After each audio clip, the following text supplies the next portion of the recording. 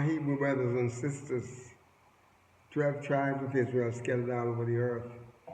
Welcome back. This is your Murray Yeshua Ben Uriah Israel, and we just want to take this moment to thank you for your likes, your comments, thank you for your subscriptions, and most of all, thank you for your prayers. Thank Yahuwah for his blessings, and you've been so grateful to us, my brothers and sisters. And his grace over and over, his favor, my brothers and sisters. His favor just keep pouring over us. And we thank him. My brothers and sisters, let me say this, that every time you turn around, you hear some strange news. But let me tell you, you cannot allow these things to hold you back. You have to keep going. You have to keep going. Praise his holy name. Well, we have studied Psalm 14, and we talk about the sinfulness of men. Now we're going to be doing Psalm 15 and dealing with true worshippers. True worshippers. There are many people who say that they are worshiping Yahuwah. But many of them are not truthful. Many of them are not truthful. Many of them are in it for what they can get out of it. Praise his name. Yahuwah wants us to serve him. He said we have to serve him with all our hearts, our beings, our soul, everything within us, my brothers and sisters. He said we have to praise his name, praise Yahuwah. Thank him for his love and his mercy. So we want to start out with Psalm 15 verses 1 through 5, and we're talking about true worshippers. Okay, first of all, the question is asked in Psalm 15 verse 1, and we're going to be considering some keywords. So please have your pens and your notepads ready so that we can take some notes. And my brothers and sisters, when you write something down, you can always go back and refresh your memory because you have it written down. The question is asked, it said, who shall, first of all, Yahuwah. In the King James Version it said Lord. But here it said, Yahuwah, who shall abide in thy tabernacle? Who shall dwell in thy holy hill? And we want to look at because what we're going to do here, we're going to go verse by verse. So please pay attention. Okay. I want you to notice the word abide here. Abide.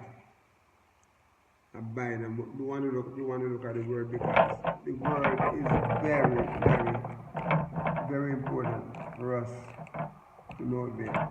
Okay? But I want you to notice that word abide here is a word go. Who shall abide in thy tabernacle? Who shall go in thy tabernacle? And the word I want to notice that the Hebrew word here, go, is made up of 3 Hebrew consonants, 3 letters. And it is Gimel, it is Vav, and it is also Resh, 3 letters. To sojourn, the word here, who shall abide, is to sojourn, abide, to dwell in, or to dwell with, or to remain, or to inhabit. Be a stranger, be continuing, surely. And remember we talk about some word ending, and like call. This is a word ending, and it just we talk about, like, in English we talk about, like, the present perfect, present participle,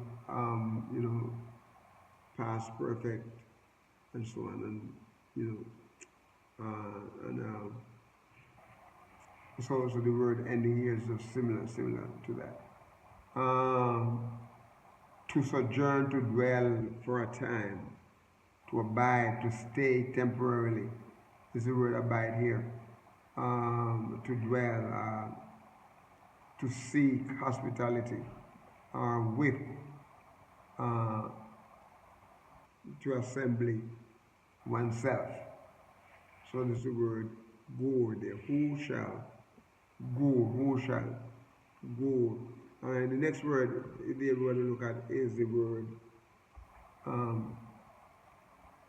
matter of fact, we still have a few more words that we can stress and the word abide here to stir, up. Sometimes, like we said, the word is used in a great variety of applications. So you can abide me can also deal with, like, stir up trouble, stir up strife, strife or quarrel, or together so on. To stir up strife, to quarrel, to excite oneself, to dread, or to fear, stand in awe, or be afraid, to fear, to be afraid, to be in awe, to stand in awe. Okay, and then the word tabernacle here is the word ohel, ohel, ohel, and the Hebrew word there is ohel, and the consonants that make up the word is aleph, he, and lamed. Aleph, he, and lamed. And my brothers, what is said here, it is basically dealing with a tent. The tabernacle is a tent. You remember, as our ancestors were traveling through the wilderness on the journey to the promised land, they stayed in tent. Okay? The tabernacle basically was a tent that carries, have all of the vessels and, holy place and all of those. All of that was built out of a tent, before the temple was built. Okay? And the tent here is sometimes it could refer to a nomad. Nomad tent is symbolic of the wilderness life. Transience, dwelling home, habitation, or sacred tent of YAHUAH. The sacred tent of YAHUAH is referred to as the tabernacle.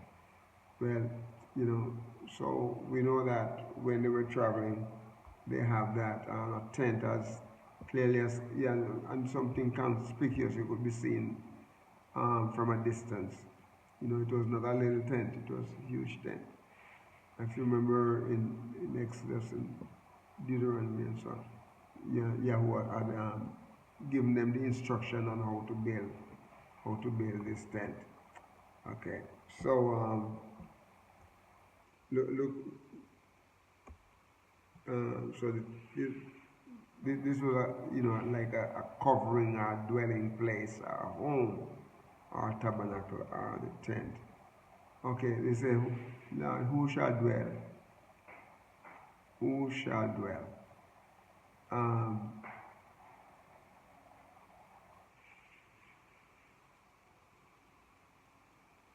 the word here is shakan, the Hebrew word shakan. It is shin, kaf, and nun. Shin, kaf, and nun. And it is from a primitive root, apparently akin by transmission. Okay, so through the idea of lodging, who shall dwell? In other words, to settle down or to abide or to dwell. And again, we say talk about the tabernacle or to reside. To settle down is abiding, right? To abide is to dwell or to reside. And the word here also to make or to settle down or to establish. To make or to cause to dwell. It's a place where, to lay, and is to set oneself down. It's like you're establishing something, you're settling, you're fixing, or you cause to dwell or to abide. And they say, who shall dwell in the holy hill? Look at the word holy there. Kodesh. The word Kodesh, my brothers and sisters. Kodesh, holy. Kaf,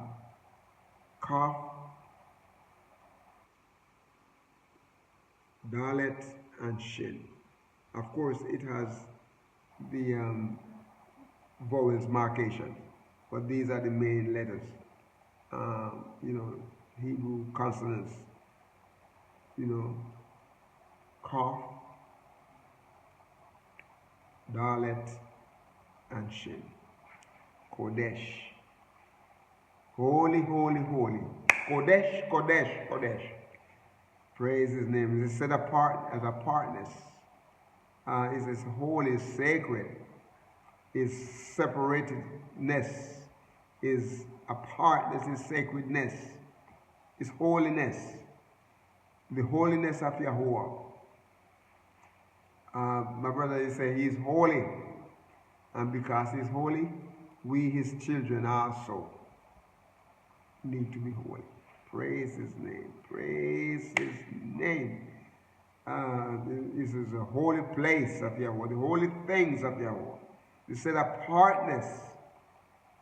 We are set apart, my brothers and sisters. We are his holy children. And we have to live and to show that. Set apart.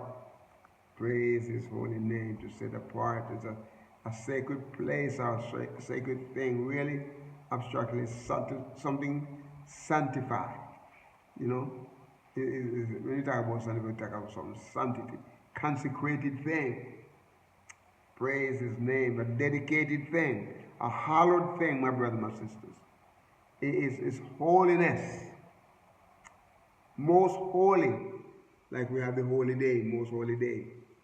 Shabbat is a holy day, my brothers and sisters.